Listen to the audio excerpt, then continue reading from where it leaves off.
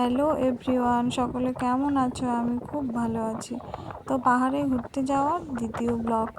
তো দেখো, আমরা প্রায় চলেই এসেছি পাহাড়ে। আর এই দেখতে পাচ্ছ পাহাড় কত সুন্দর লাগছে দূর থেকে দেখতে। আর কুয়াশায় পুরো ঢাকা, এত কুয়াশা হয়েছে আজকে, পাহাড়কে পুরো কুয়াশায় ঢেকে রেখে দিয়েছে। দুই দিক দিয়েই পাহাড়, এই সাইডে এই সাইডে। তো এখন আমরা একটা ধাবায় দাঁড়াবো খাওয়ার জন্য, সকালে ব্রেকফাস্ট করব। তো আমরা এই ধাবাটার মধ্যে দাঁড়িয়েছি, এই ধাবার মধ্যে সকালে ব্রেকফাস্ট করব। তো চলো ব্রেকফাস্টে কি করি সেটাই আজকে দেখার। আর এখানকার বাইরের খাবার আমার একদমই ভালো লাগে না, আমি খেতে পারি না। তাই আমি টেনশনে আছি যে আমি কি খাবো ভিতরে গিয়ে। আমার হাজব্যান্ড তো খেতে পারবে, কারণ ও ওইখানে খাবার খেয়ে অভ্যস্ত আছে, কিন্তু আমি তো নেই। বাইরের খাবার আমার খুব একটা ভালো লাগে না, কিন্তু আজকে খেতে হবে। অনেক ভোরে বেরিয়েছি, আমি তবু রান্না করতে চেয়েছিলাম। আমার হাজব্যান্ড বললো যে না, রান্না করতে হবে না, বাইরে গিয়েই খাবো। তো সেই জন্য রান্না করলাম না। তো দেখো, আমরা এসে এখন বসে গেছি, এখনও খাবার আসেনি। আমার হাজব্যান্ড গেছে, অর্ডার করেছে।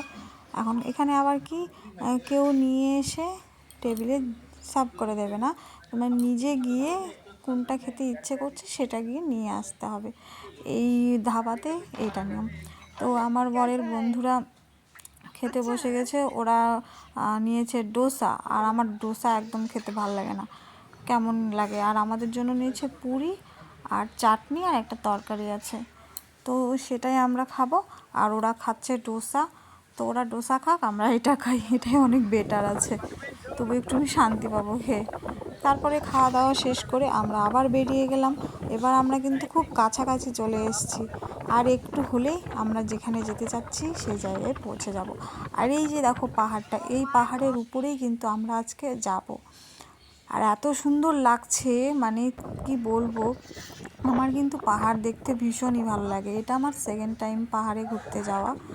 আর আমার এত সুন্দর লাগছে। আর দেখো আজকে রৌদ্র উঠে গেছে, আমরা ভোরে বেরিয়েছি কারণ আমরা পাহাড়ে গিয়ে রৌদ্র উঠাটা দেখব, সেটাই দেখতে পেলাম না, এটা একটু খারাপ লাগছে। আর এই যে রাস্তাটা দিয়ে যাচ্ছি, এটা কিন্তু আমাদের পাহাড়ে ওঠার রাস্তা, আর আমরা কিন্তু এখন পাহাড়েই যাচ্ছি। এই রাস্তাটার পুরোটা একদম দেখো কীরকম উঁচু ঢালু, আর চারিদিকটা কি সুন্দর। আর এখানে এতটা জ্যাম, মানে কি বলবো, আমাদের গাড়িটা ছোট ছিল দেখে আমরা সবার আগে গাড়ির লাইন দেখছি।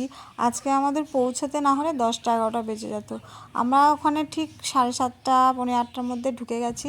আমরা অনেকটা টাইম নিয়ে ঘুরতে পারবো, সেজন্য সকাল সকাল এসেছি। আর আমরা একদম ফাইনালি পাহাড়ের উপরে চলে এসেছি। এখানে এখন আমাদের গাড়িটাকে রাখতে হবে, রেখে এখন পায়ে হেঁটে ঘুরতে হবে। মানে যতটা যা যা যেখানে যেখানে যাওয়ার ইচ্ছে পায়ের হেঁটে এখন ঘুরতে হবে, এর থেকে আর ভেতরে গাড়ি ঢোকা সম্ভব না। তো এখানেই দেখো কত মানুষ আজকে এসছে ঘুরতে, তার মধ্যে আজকে সানডের দিন ছিল, আরও প্রচুর ভিড় হয়েছে। প্রচুর মানে প্রচুর, এখানে লাখ লাখ গাড়ি আর লাখ লাখ বাইক, শুধু চারিদিকটা বাইক আর গাড়িতে ভরে গেছে। উপর থেকে দেখতে কিন্তু ভীষণ ভালো লাগবে এই গাড়িটা আর বাইকগুলোকে একসঙ্গে। তো ফাইনালি এখন আমরা গাড়িটাকে পার্কিং করার পরে এখন আমরা পাহাড়ের ওপরে উঠছি। অনেকে নামছে, অনেকে আবার বাড়ি ফিরছে, কারণ অনেকে যারা রাতে এসছে তারা দেখে এখন ফিরছে। কারণ অনেকে এখানে সূর্য ওঠাটা দেখতে আসে, যারা আরও সকালে এসছে তাদের দেখা হয়ে গেছে, তারা ফিরছে। আর আমরা তো একটু লেট করে ফেলেছি, আমরা বেরিয়েছিলাম আগেই, কিন্তু আমাদের লেট হয়ে গেল। আর এই দূর থেকে দেখো, উপর থেকে কি সুন্দর লাগছে নিচটা, কত গাড়ি আর কত বাইক। আর উঠতে না উঠতেই একজনের সঙ্গে দেখা হয়ে গেল, এই বাদরের সঙ্গে। এখানে এসে সে বসে আছে, আর ভীষণই ভালো লাগছিল দেখতে। আর এখানে একটা বাদর বসে ডালিম ফল খাচ্ছে, কে ওকে দিয়েছে জানি না, তো এখানে বসে থেকে ডালিম ফল খাচ্ছে, আর খুব ভালো লাগছে। এখানে একটা মজার বিষয় কি, এই যে এই ভিডিওটা তোমরা দেখছো, এই ভিডিওটা করার পরে এখানে আমি দুটো ফটো তুলতে গিয়েছিলাম। এই ফটো তোলার পরে আমি এখান থেকে নামার সময় পা পিছলে পড়ে যাই, যাওয়ার পর আমার হাতে খুব ব্যথা হয়, ব্যথা লাগে, আর আমার এত মনটা খারাপ হয়ে গেছিলো। তারপরে দেখো এখানে যে পুকুরটার মতো দেখতে পাচ্ছ, ছোট খুব সুন্দর একটা নালা, সেখানে আছে রঙিন রঙিন মাছ, আর চারিদিকে শুধু বাদর আর বাদর। তো আমার মনটা খারাপ ছিল, আর হাতে প্রচণ্ড যন্ত্রণা হচ্ছিল পড়ে যাওয়ার পরে, আর মানে ভালো লাগছিল না, জুতাটা স্লিপ করে গেছিলো। আর এই ফাইনালি দেখো আমরা চলে এসেছি পাহাড়ের চূড়ায়, আর ভীষণ সুন্দর লাগছে, মানে নিচটা দেখতে পাহাড়ের ওপর থেকে। আর এত সুন্দর জায়গাটা না, মানে ভীষণ ভালো লাগছে। যাদের মন খারাপ লাগবে, মন ভালো লাগছে না, এখানে এসে বসে থাকলে মনে হচ্ছে মন ধন্য হয়ে গেল।